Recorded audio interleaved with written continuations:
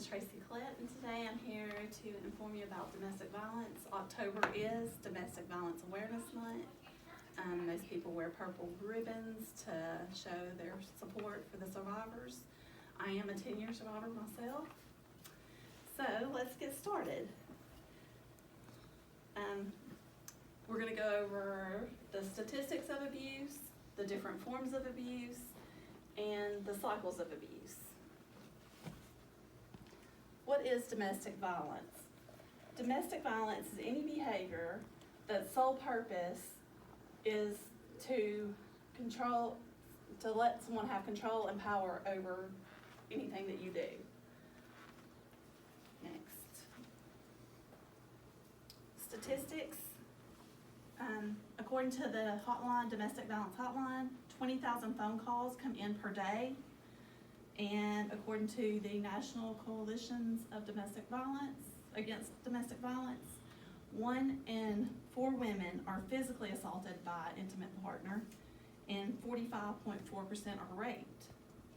However, 1 in 9 men are physically assaulted by a partner, and 29% of men are raped.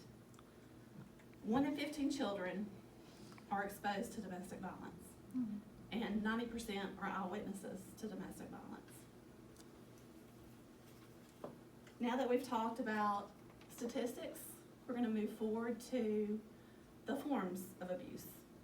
Most people think that physical abuse is the main form of abuse.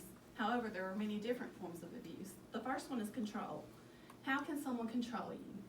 They control you by checking your mileage on your vehicle, checking your phone calls, showing up unexpectedly and unannounced, controlling what you wear, whether you know you wear makeup. Anything that's making you do something that you don't want to do is control. Physical abuse is, of course, the hitting, the punching, the biting, the choking, the stabbing, sometimes shooting. Sexual abuse is them trying to make you do things you don't want to do, whether it's with another person or just not want to do it at all, and they force you to do it, which we call rape. Emotional abuse is an intimidation, is where they try to put you down, talk about, oh, you're too fat, or you're ugly, ain't nobody gonna want you.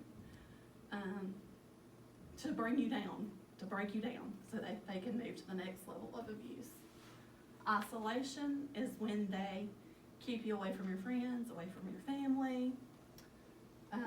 Sometimes they won't even let you go to events because they use that as an excuse. Oh, you're going to see somebody, and they want to blame you for cheating on them, and they're actually the ones that only are out cheating.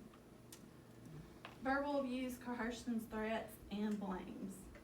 They want to blame everything on you. Oh, it's your fault why they hit you, or it's, you're the reason I act this way. You drive me crazy. And of course, putting you down again is verbal abuse. So now that we've talked about the different forms of abuse, let's move on to the cycles of abuse. There are 3 phases in the cycle of abuse. The first is tension building. That's where their anger starts coming, they start blaming, the arguing occurs. And then next is the battering. That's the physical hitting, punching, biting, kicking. And then at last, they're begging and asking for forgiveness. Oh, I promise it's never gonna happen again. And the cycle continues. It's like a roller coaster ride until you finally decide to get out. Now that we have talked about all 3 of these, we'll come to our conclusion. Today you should have learned the statistics. You should have learned the different forms of abuse. You've learned the cycles and how it's a continuous, you have to stand up and get out. So the 1-800 number that you call is 1-800-799-SAFE, S-A-F-E, which is 7233. 1-800-799-7233. If you're experiencing any of these, please call. Everyone needs to take a stand. Don't hold back. Speak up. Get away.